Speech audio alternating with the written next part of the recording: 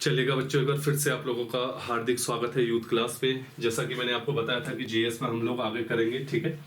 आज हम पढ़ते हैं सिखों का इतिहास। देखिएगा, सिखों का जो इतिहास होता है, सिखों के 10 गुरुओं से इनका स्टार्ट होता है, ठीक है, सिखों का इतिहास। और सिखों के इतिहास में देखिएगा, इनके 10 गुरु रहे हैं। प्रथम गुरु होते हैं गुरु गोविंद सिंह, ठीक है। गुरु गोविंद सिंह का जन्म याद रखिएगा तलवंडी पे होता है और इनकी मृत्यु करतारपुर पे होती है। और इन्होंने अपनी लाइफ में हजरत रबुल मजीज की उपाधि धारण की होती है। हालांकि ये सिख धर्म की नींव करते हैं, लेकिन एक उपाधि धारण करते हैं इस्लाम धर्म की, जिसे बोलते हैं हजरत रबुल मजीज, ठीक है। इसके अलावा बच्चों देखिएगा, इनकी बात करते हैं, इन्होंने सिख धर्म की नींव जो है पंजाब पे डाली थी, ठीक है। और इन्होंने जो है नानक पंथ की स्थापना की थी, नानक पंथ की स्थापना की थी, याद रखिएगा, ठीक है।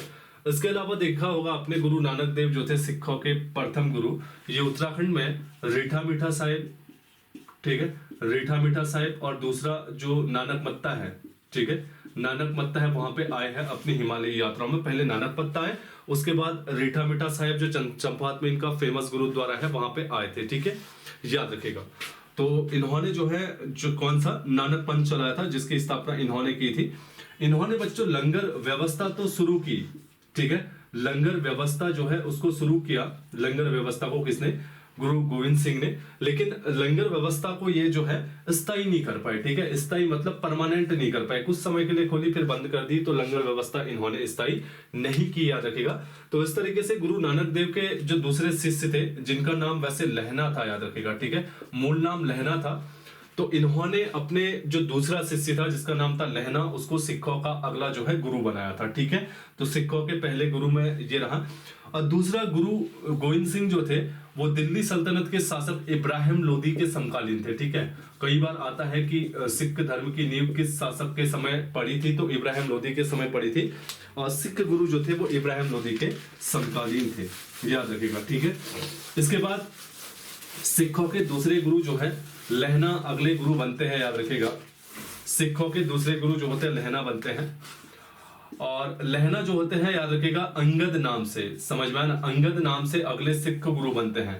अंगद नाम से अगले सिख गुरु बनते हैं। ये सबसे पहले तो याद रखिएगा, जो गुरु गोविंद सिंह द्वारा स्थापित लंगर व्यवस्था है उसको स्थायी कर देते हैं, समझ में आना। लंगर व्यवस्था को स्थायी करने वाले इनके सेकंड गुरु रहते हैं अंगद। और ये जो है गुरुमुखी, याद रखिएगा, जो सिखों की लिपि है गुरुमुखी, उसका आविष्कार करते हैं कौन? इनके सेकंड गुरु गुरु अंगद, ठीक है। तो याद रखिएगा, इनके बारे में बहुत इंपॉर्टेंट है। लहना इनका मूल नाम था, अंगद नाम से ये जो है सिखों के दूसरे गुरु बने। और इन्होंने, याद रखिएगा, स्थायी लंगर व्यवस्था कर दी। और दूसरा, इन्होंने गुरुमुखी लिपि से जो है, याद रखिएगा, सिख जो है लिपि उसका आविष्कार किया। इसके अलावा आपने गुलरुखी सुना होगा, समझ लो ना। गुलरुखी जो है, याद रखिएगा, गुलरुखी नाम से जो सिकंदर लोदी था दिल्ली सल्तनत का, ठीक है, जिसने आगरा की स्थापना की थी 1504 में, और आगरा को राजधानी बनाया था 1504 में, और आगरा की स्थापना की थी 1503 में। ये वही सिकंदर लोदी है जिसने आगरा की स्थापना की है, ठीक है। ये जो है गुलरुखी नाम से जो है कविताएं लिखता था, ठीक है। कौन बताइएगा? सिकंदर लोदी। ये कंफ्यूज मत होइएगा। गुरुमुखी सिखों की लिपि है जिसका आविष्कार इनके सेकंड गुरु अंगद करते हैं, जिनका मूल नाम लहना होता है। और गुलरुख नाम से कविताएं दिल्ली सल्तनत का सिकंदर लोदी रखता था, ठीक है।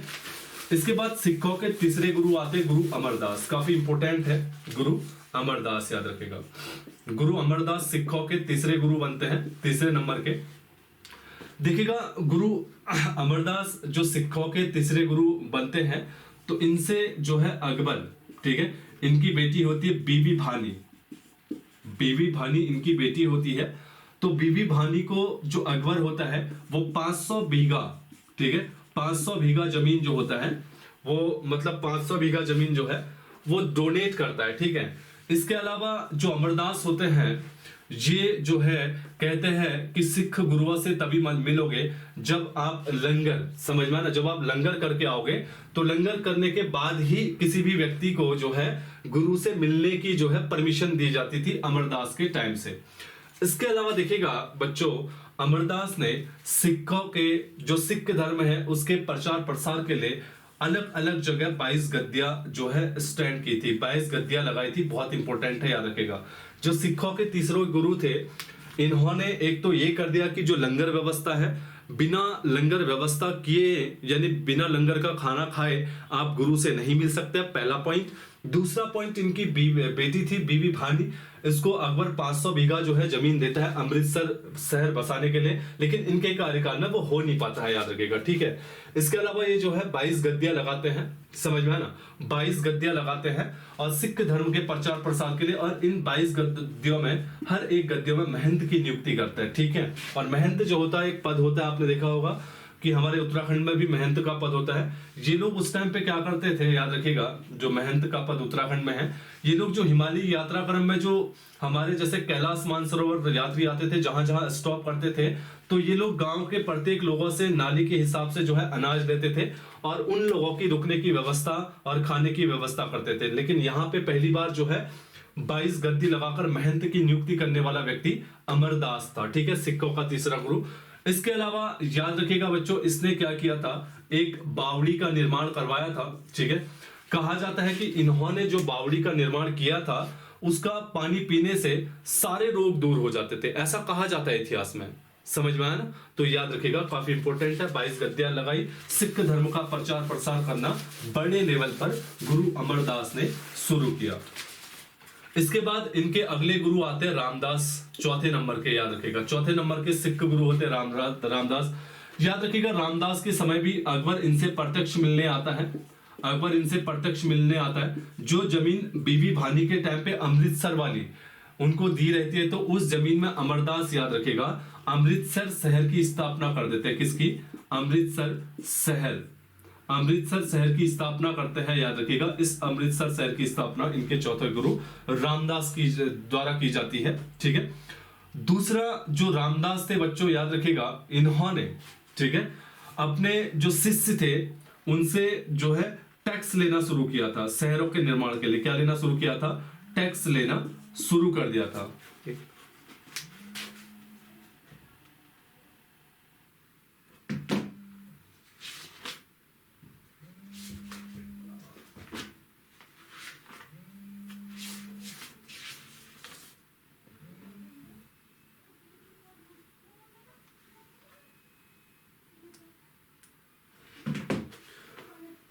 ऐसा ही होता है भाई, जॉब में है ना, फोन आते रहता है, कोई फिक्स ही नहीं रहता है।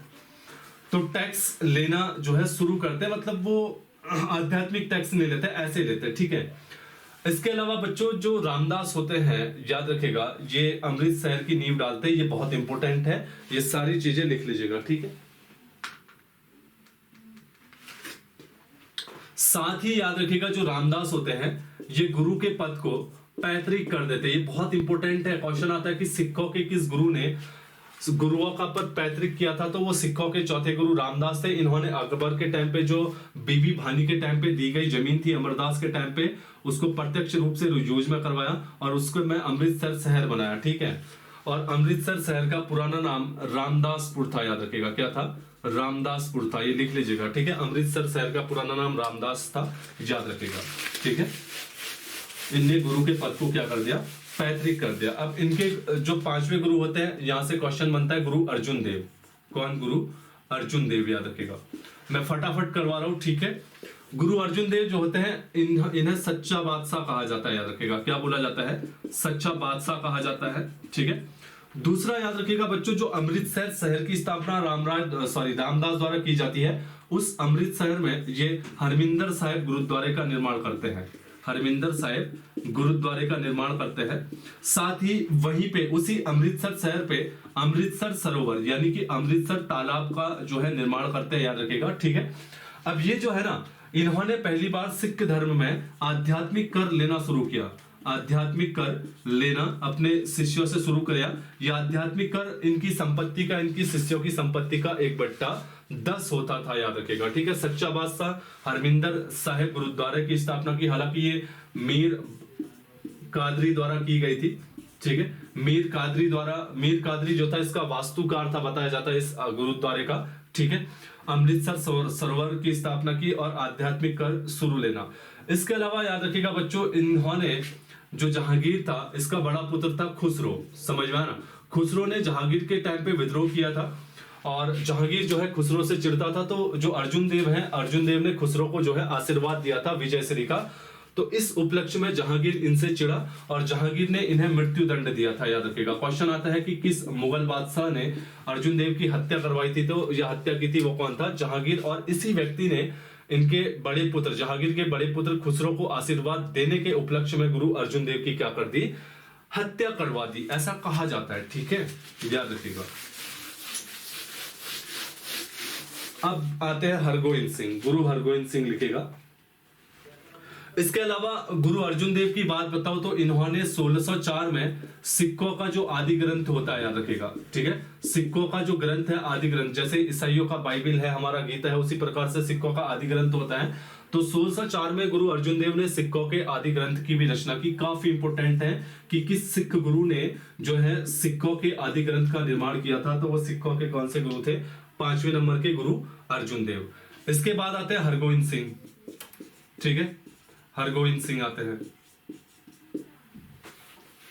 हरगोविंद सिंह सिखों के पहले गुरु होते हैं, याद रखिएगा, जो सिखों को सैनिक संप्रदाय में, याद रखिएगा, सैनिक संप्रदाय में बांटते हैं। साथ ही अपने शिष्यों से कहते हैं कि आप टैक्स के रूप में मुझे अस्त्र दो, टैक्स मत दो भाई, अस्त्र दो, ठीक है।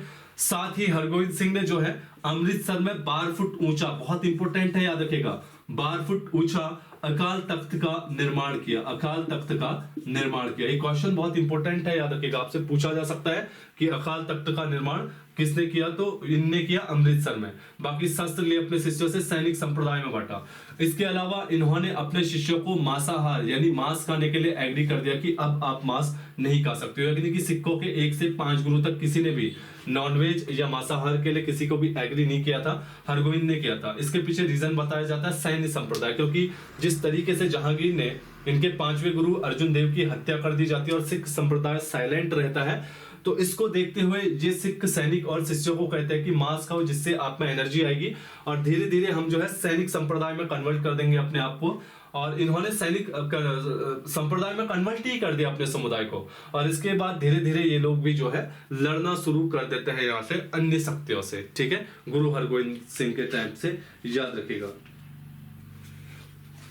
और एक क्वेश्चन आएगा, सिखों को लड़ाकू जाति में कन्वर्ट करने का श्रेय किसे जाता है, जी, ठीक है, सिखों को लड़ाकू जाति में कन्वर्ट करने का श्रेय भी हरगोविंद सिंह को जाता है। इसके अलावा याद रखिएगा, जहांगीर जो होता है वो गुरु अर्जुन देव से कुछ जो है हरजाना मांगता है, तो वो हरजाना नहीं दे पाते, तो हरगोविंद सिंह को उठाता है, उनके बेटे को, और 2 साल तक इनको ग्वालियर के किले में कैद करता है।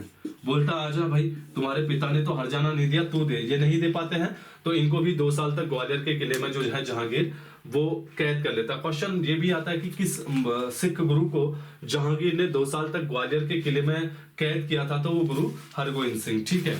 ये सारी ग्वालियर के किले जो जितने भी राजस्थान के ज्यादा किले हैं वो भारत के सबसे ज्यादा मजबूत किले हैं। उसका रीजन है कि वहां पे जो मरकाना खान है, ठीक है, जहां से संगमरमर आता है, तो बताया जाता है कि वहां से इनके ज्यादा जो है, याद रखिएगा, सबसे ज्यादा किले बने हैं इनके, कहाँ पे, राजस्थान में, ठीक है, चाहे जो चित्तौड़गढ़ का किला हो या रणथंभौर का, वो सारे मरकाना खान की संगमर से बना है। इसके बाद इनके अगले गुरु आते हैं हर्राय, ठीक है, हर्राय आते हैं। तो हर्राय के टाइम पे शाहजहां के जो पुत्र होते हैं, शाहजहां के जो पुत्र होते हैं उनके बीच में उत्तराधिकार का युद्ध चलता है, ठीक है, उनके बीच में उत्तराधिकार का युद्ध लड़ता है।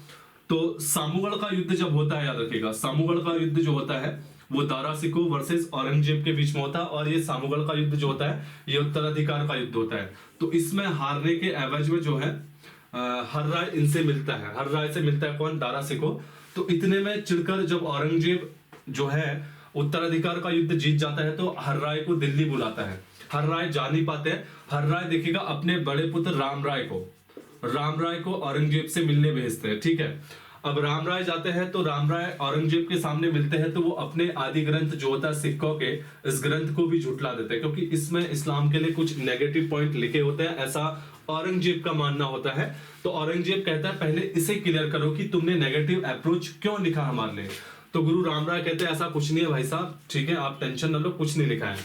तो जो है औरंगजेब गुरु राम राय से तो खुश हो जाता है, ठीक है, लेकिन हर्राय जो होते हैं अगला सिख गुरु, ये याद रखिएगा, रामराय जो होते हैं 7वें सिख गुरु होते हैं।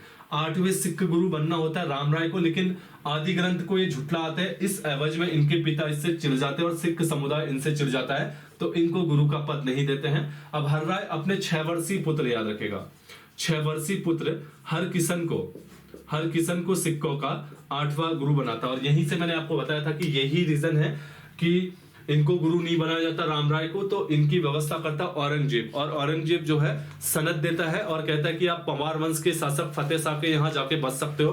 तो वो सनद लेके आता है। पहले इस जो गुरु रामराय होते हैं वो कालसी में आते हैं, फिर उसके बाद इनको जो फतेह शाह होता है औरंगजेब की सनद देखते हुए क्या करता है, खुड़बुड़ा मोहल्ले में बनाता है और वहां पे 3 गांव देता है, ठीक है, राजपुर, खुड़बुड़ा और चांदसाजी। तो इन 3 गांवों से इनकी राजस्व पूर्ति होती है, बाद में बाकी देता है। तो कौन था? फतेह शाह, यहीं से होता है, ठीक है। हालांकि ये सिखों के इतिहास में गुरु नहीं होते हैं, लेकिन इन्हें गुरु कहा जाता है, माना जाता है ऐसा, ठीक है। लेकिन सिखों के गुरु नहीं होते, याद रखिएगा। सिखों का 8वां गुरु कौन बनता है? हरकिशन बनते हैं। समझ रहा है ना? ज्यादा मैं आपको इधर उधर नहीं बता रहा हूँ, क्योंकि आपका पेपर भी है, तो मैं फास्ट एंड फ्यूरियस वाला कोर्स करवा रहा हूँ, ठीक है। तो याद रखिएगा, अगला जो गुरु बनता है हरकिशन बनता है। हरकिशन के बारे में ज्यादा पूछने, याद रखिएगा, इनकी मृत्यु चेचक द्वारा हुई थी और इनका अपने भाई रामराय से जो है लड़ाई चलती रहती है, ठीक है, गद्दी को लेके। इसके बाद इनका जो 9वां गुरु बनता है वो बनता है गुरु तेग बहादुर। सिखों के अगले गुरु तेग बहादुर बनते हैं। तेग बहादुर जैसे ही गद्दी में बैठते हैं, वैसे ही औरंगजेब इन्हें इस्लाम धर्म कबूल करने के लिए जो है बोलता है और दिल्ली बुलाता है, ठीक है। तो गुरु तेग बहादुर जो है वो नहीं मानते, वो बोलते हैं यार मैं अगर इस्लाम धर्म कबूल कर लूंगा तो सिखों का अस्तित्व खत्म हो जाएगा, चाहे तुम मुझे मार दो, लेकिन मैं सिख धर्म ग्रहण नहीं करूंगा। तो औरंगजेब इनको इस्लाम धर्म कबूल करने दिल्ली बुलाता है, चांदनी चौक वाले एरिया में, लेकिन ये नहीं करते हैं। तो बताया जाता है कि औरंगजेब इनकी वहीं पे हत्या करवा देता है, ठीक है, गुरु तेग बहादुर की। तो वहीं पे जहां पे इनकी हत्या हुई थी दिल्ली में, जहां पे औरंगजेब ने करवाया था, वर्तमान में सिखों ने यहाँ पे शीशगंज, याद रखिएगा, शीशगंज गुरुद्वारे का निर्माण किया। क्वेश्चन आता है कि शीशगंज गुरुद्वारे का संबंध किस सिख गुरु से है? तेग बहादुर से है। ये इनकी हत्या की स्मृति की यादों में बनाया गया था दिल्ली के चांदनी चौक में, ठीक है। और औरंगजेब ने इनकी हत्या की थी, याद रखिएगा, ये काफी इंपोर्टेंट है। इसके बाद सिखों के अंतिम और लास्ट 10वें गुरु बनते हैं कौन? गुरु हरगोविंद सिंह, सॉरी गुरु गोविंद सिंह। गुरु गोविंद सिंह का जन्म, याद रखिएगा, पटना में होते हैं। ये सिखों के अंतिम गुरु होते हैं। क्या होते हैं? अंतिम गुरु होते हैं, याद रखिएगा, ठीक है। इनकी एक बायोग्राफी है विचित्र नाटक, ये कई बार पूछी गई है, याद रखिएगा, विचित्र नाटक लिखेगा, इनकी एक जो है बायोग्राफी है, याद रखिएगा। एक इनकी पुस्तक है कृष्ण अवतार लिखेगा, ये भी काफी इंपोर्टेंट है। कृष्ण अवतार भी इनकी एक पुस्तक है। और एक है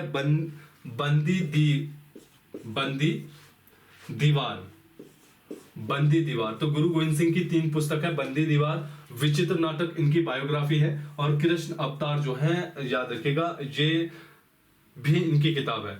गुरु गोविंद सिंह की बात बताओ तो गुरु गोविंद सिंह काफी इंपोर्टेंट है। इनको याद रखिएगा, सिरमौर का जो शासक होता है मेदिनी शाह, ठीक है, सिरमौर का शासक होता है मेदिनी शाह, ये इनवाइट करता है और यहाँ पे आ जाते हैं सिरमौर में। और सिरमौर में आने से इनको पोंटा वाला एरिया बहुत पसंद आता है, ठीक है, पोंटा वाला एरिया बहुत पसंद आ जाता है। और ये यहाँ पे पोंटा जो शहर है, जो स्थान है, उसका जो है निर्माण कर देते हैं कौन? गुरु गोविंद सिंह, याद रखिएगा। और जब ये पोंटा साहिब का निर्माण कर देते हैं तो उसी के बाद इसी पोंटा में ये कृष्ण अवतार नामक बुक जो है ये लिखते हैं, याद रखिएगा, ठीक है। मेदिनी शाह बुलाता है और यहीं पे आपने देखा होगा कि भंगाड़ी पोखरी का युद्ध जो होता है इनके और फतेह शाह के बीच में होता है। एग्जैक्ट में फतेह शाह से होने का रीजन क्या होता है कि जो सिखों के रामराय होते हैं ना, तो रामराय से चिढ़ते हैं और रामराय इस टाइम पे देहरादून में बैठे होते हैं, तो इनको बहुत चिढ़ होती है कि मुझे रामराय दे दो, क्योंकि इसने जो है गुरु सिखों के आदि ग्रंथ को झुटलाया है, तो मैं जो है इनको मतलब ईर्ष्या रखता हूं। तो इसलिए इनका फतेह शाह से युद्ध हुआ था। हालांकि हमारी किताबों में कुछ अलग कहा गया है, लेकिन इसके रीजन की वजह से फतेह शाह से युद्ध हुआ था। इन्होंने पोंटा साहिब की स्थापना की थी, ठीक है। इसके अलावा बच्चों इन्होंने क्या किया था? इन्होंने खालसा पंथ की स्थापना की थी, याद रखिएगा, खालसा पंथ की स्थापना की थी। खालसा पंथ की स्थापना इन्होंने 1699 में की थी, याद रखिएगा, ठीक है। जब इन्होंने खालसा पंथ की स्थापना की थी तो ये बैसाख पूर्णिमा के दिन की थी। जब खालसा पंथ की स्थापना की थी तो खालसा पंथ की स्थापना के बाद ही सिख पुरुषों ने अपने नाम के आगे सिंह वो महिलाओं ने कौर लगाना शुरू किया। लिख लीजिएगा सारा, सिख पुरुषों ने सिंह और महिलाओं ने कौर लगाना शुरू किया था, याद रखिएगा, ठीक है।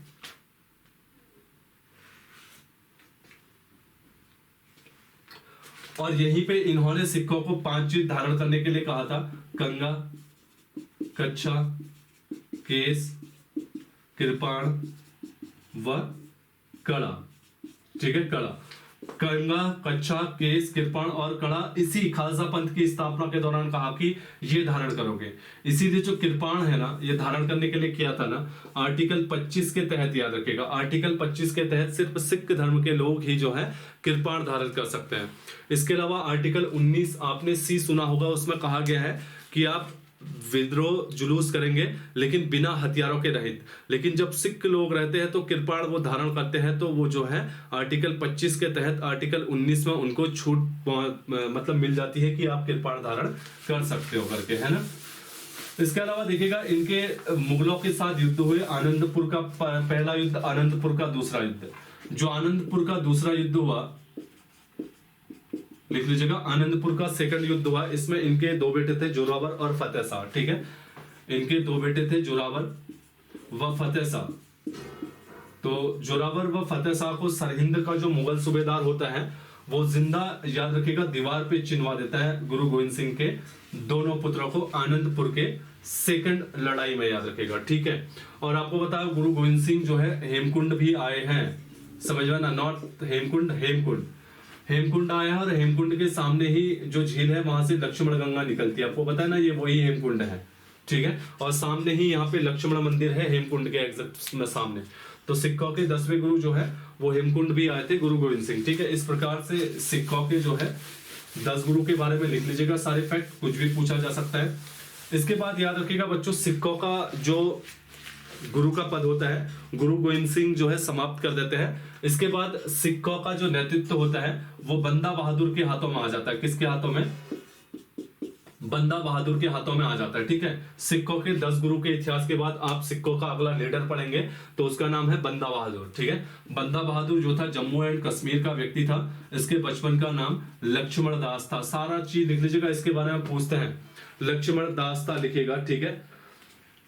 नांदेड़ एक जगह पड़ती है, याद रखिएगा, नांदेड़ ये जगह पड़ती है आंध्र प्रदेश। तो यहाँ पे पहली बार इसकी सिख गुरु, याद रखिएगा, गुरु गोविंद सिंह से जो है मुलाकात होती है और यहीं से ये गुरु गोविंद सिंह से मोटिवेट होता है और यहीं से ये अपने आप को सिख गुरु गोविंद सिंह का बंदा बताता है। इसी के चलते इसका नाम बंदा रखा गया। सिख गुरु इसे गुरु गोविंद सिंह गुरु बख्श की उपाधि देते हैं। इसे बोलते हैं गुरु बख्श है भाई तू, ठीक है। इसे गुरु बख्श की उपाधि देते हैं। तो क्वेश्चन आता है कि बंदा बहादुर की मुलाकात जो है गुरु गोविंद सिंह से कहां से हुई थी? अगर शहर पूछेगा तो आंध्र प्रदेश और जगह पूछेगा तो नांदेड़ में, ठीक है। तो इसके बाद जो है अगला लीडर बनता है। बचपन का नाम लक्ष्मण दास होता है, जम्मू कश्मीर का होता है और सिख के 10वें गुरु गुरु गोविंद सिंह इन्हें जो है गुरु बख्श की उपाधि देते हैं। और ये जब जहां मिलता है नांदेड़ में, किससे? गुरु गोविंद सिंह से आंध्र प्रदेश में। तो ये गुरु गोविंद सिंह को क्या बोलता है? गुरु गोविंद सिंह का अपने आप को बंदा कहता है, इसलिए इसे बंदा बहादुर कहते हैं, ठीक है।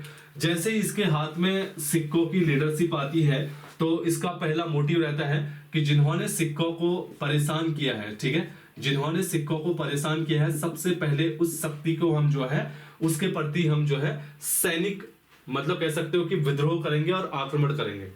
तो इसका जो अटैक होता है वो होता है सरहिंद में, ठीक है। सरहिंद जो होता है तत्कालीन टाइम पे मुगल बादशाहों के शासनकाल में आता है और इस टाइम पे जो होता है आपका फर्रुख शेर का शासनकाल चलता है। तो सरहिंद के युद्ध में ये क्या करता है? मुगल वजीर होता है वजीर खान की हत्या कर देता है और सरहिंद के लगभग 28 परगनों पे, याद रखेगा, सरहिंद के 28 परगनों पे सिखों का परचम लहराता है। और जब ये सरहिंद के 28 परगनों में सिख राज्य की स्थापना करता है, और याद रखिएगा ये सिखों का पहला राजनीतिक लीडर होता है।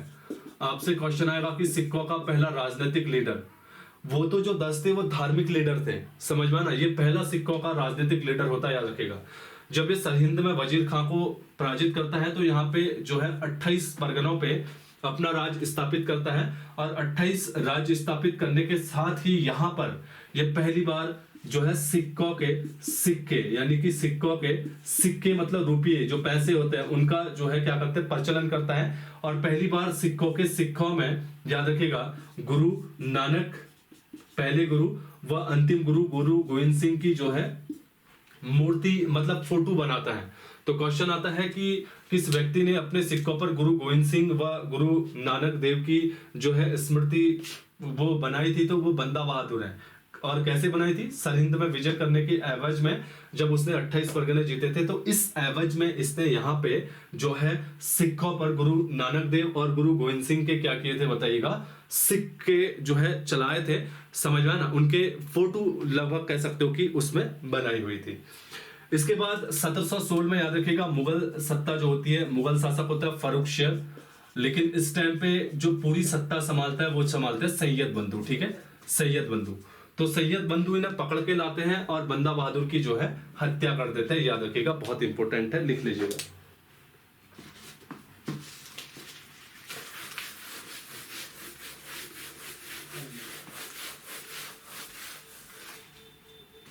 इसके बाद ये लोग सरबत खालसा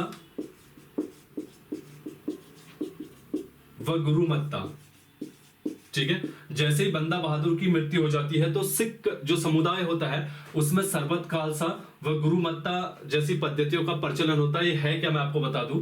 तो इन लोगों ने डिसाइड किया, तो अब हमारे पास ना तो कोई धार्मिक लीडर बना है बचा है, ना कोई राजनीतिक लीडर बचा है, तो हम अपने समुदाय को बचाने के लिए साल में 2 दिन, एक तो बैसाखी के दिन, ठीक है, और दूसरा दीपावली के दिन जो है याद रखेगा, ठीक है, इकट्ठा होंगे।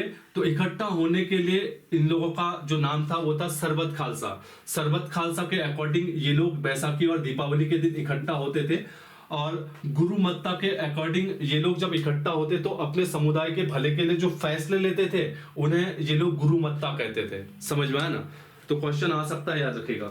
तो कब सिक्का गुरु जो आपका क्या रहता है बताइएगा, बंदा बहादुर की मृत्यु के बाद इनके 2 चीजें प्रचलित होती है, सरबत खालसा और गुरुमत्ता। ठीक है, सरबत खालसा के अकॉर्डिंग ये लोग बैसाखी और दीपावली के दिन इकट्ठा होते थे, और गुरुमत्ता के अकॉर्डिंग अपने समुदाय के हित के लिए जो फैसले लेते थे उन्हें गुरुमत्ता कहा जाता था। ठीक है, इसके बाद याद रखिएगा 1748 में कर्पूर सिंह के नेतृत्व में, 1748 में, इसके बाद इनका अगला नेता आता है कर्पूर सिंह। ठीक है, कर्पूर सिंह के नेतृत्व में ये लोग 1748 में दल खालसा में परिवर्तित हो जाते हैं, दल खालसा में। ठीक है, एक तो खालसा पंथ है, उसकी स्थापना 1699 में गुरु गोविंद सिंह, ये दल खालसा याद रखेगा, यहाँ पे कंफ्यूज मत होना। कर्पूर सिंह के नेतृत्व में 1748 में इन लोगों ने दल खालसा की स्थापना की, और 1753 में इसी दल खालसा ने एक टैक्स लगाया जिसे बोला जाता है राखी कर। ठीक है, तो सिक्कों के प्रोटेक्शन के लिए राखी कर लगाया था। तो राखी कर के तहत ये लोग क्या करते थे, जिस प्रकार से मराठों का चौथ कर था उसी प्रकार से सिक्कों का राखी कर था, दोनों एक थे। चौथ कर के अंतर्गत क्या करते थे, ये किसी भी क्षेत्र में अगर आप मराठों को टैक्स दे रहे हो तो वो उस क्षेत्र की रक्षा करते थे भारी आक्रमण से। तो राखी कर के तहत ये भी यही करते थे कि इस क्षेत्र के लोग अगर इन्हें राखी कर देते थे तो इसमें सैन्य आक्रमण जो भी बाहर होंगे इनसे इनकी प्रोटेक्शन करते थे। तो कुछ टाइम तक इन्होंने ये किया, इसको लेके चले 1653 में। इसके बाद आगे चल के ये बार मिसलों में कन्वर्ट हो गए। ठीक है, बार मिसलों में कन्वर्ट हो गए, और इसी मिसल से निकलेगा आपका राजा रणजीत सिंह, याद रखेगा, इन्हीं बार मिसलों से। और वो सिख धर्म का पहला जो है याद रखेगा क्या होता है, राजा माना जाता है, राजा रणजीत सिंह। ठीक है, और इसके बाद पहला सिख आंग्ल युद्ध, फिर दूसरा सिख आंग्ल युद्ध, फिर तीसरा सिख आंग्ल युद्ध पढ़ोगे, उसके बाद सिखों का इतिहास जो है लगभग नहीं पढ़ोगे। ठीक है, तो ये रहा आपका सिखों का इतिहास। इस तरीके से 1748 में कर्पूर सिंह के नेतृत्व में दल खालसा में उतरे, और 1753 में इन लोगों ने राखी कर लगाया, और राखी कर क्या था वो मैंने आपको बता दिया। इसके बाद जो सिख है वो बार मिसलों में कन्वर्ट हो गए। इसमें एक मिसल होगी सुपर चकिया मिसल, इसी मिसल का जो मेन लीडर होता है महासिंह, उसी का पुत्र होता है राजा रणजीत सिंह। समझ में ना? और राजा रणजीत सिंह स्टार्टिंग में हार जाता है जोरावर, उससे जिससे भी हारता मैं बताऊंगा आगे। बाद में जो है उसको पराजित करता है और लाहौर पे कब्जा करता है, और आगरा को अपनी सांस्कृतिक राजधानी बनाता है, और लाहौर को याद रखिएगा अपनी प्रशासनिक राजधानी बनाता है। ठीक है, काफी इंपोर्टेंट है। और इनका पहला लीडर जो होता है राजा रणजीत सिंह होता है, उसका प्रशासन पढ़ेंगे, तरीके से पढ़ेंगे। तो इस प्रकार से मैं धीरे धीरे एक एक हिस्ट्री के टॉपिक भी जो मेन है आपके कवर करते जा रहा हूं। तो आज इसको कवर कर लीजिएगा, यहां से क्वेश्चन बन सकता है। ठीक है, तो सिखों का इतिहास कुछ देर में आ जाएगा। तो पढ़ते रहिएगा, आगे बढ़ते रहिएगा, है ना। मैं आपको वीडियो देते रहूंगा। तो मेरा भी पेपर है तो इसलिए थोड़ा मुझे भी अपने लिए अपडेट होना पड़ रहा है, इसलिए मैं बीच बीच में आ जा रहा हूँ आपके लिए। तो पढ़ते रहिएगा, ठीक है। शुभ रात्रि, बाकी मिलते हैं, ठीक है। इसको कवर कर लीजिएगा पूरा, ठीक है ना। जीएस जैसे जैसे होगी मैं फटाफट कवर कर लूंगा, क्योंकि हिंदी उत्तराखंड तो ऑलमोस्ट मैं करा चुका हूँ ना। अब मोस्टली जो है कि आपको जीएस का पॉलिटी भी करवा दी मैंने, और ज्योग्राफी भी मैंने आपको लगभग क्या करवा दी है, फिजिकल ज्योग्राफी करवा दी है, और देन हमारी इकोनॉमी चल रही है ना। और बीच बीच में मैं हिस्ट्री का करवाते रह रहा हूँ आपको। तो जीएस भी लगभग हम कर ही लेंगे, ठीक है। चलेगा।